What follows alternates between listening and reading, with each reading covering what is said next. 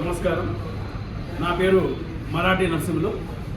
నేను ఉస్మానియా విశ్వవిద్యాలయం నుండి తెలుగు శాఖ నుండి వికారాబాద్ జిల్లా మాండలికం పరిశీలన అంశంపై పరిశోధన చేశాను.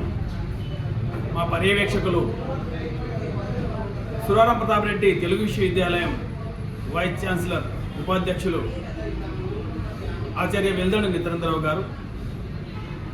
నేను వికారాబాద్ జిల్లా మాండలికం పరిశీలన అనే అంశంపై పరిశోధన చేయుటకు ప్రధాన కారణం, నేను వికారాబాద్ జిల్లా తాండూరు మండలం నారాయణపూర్ గ్రామ నివాసిని. అయితే నేను చిన్నప్పటి నుంచి ఇక్కడి భాషను పరిశీలిస్తున్నా. భాష మీద మక్కువ ఎక్కువతో హైదరాబాద్ కేంద్రీయ విశ్వవిద్యాలయంలో ఎంఏ తెలుగు చదివేటప్పుడే ఆచార్య కేకే రంగనాథాచార్యులు గారు నాకు మాండలికాలపైన ఆసక్తి కలిగించారు. అప్పుడు భాష మీద పరిశోధన చేయాలని ఆనాడే అనుకున్నాను. మానవుడికి ఉన్నటువంటి అమూల్యమైన శక్తి భాష మాట్లాడగలదు.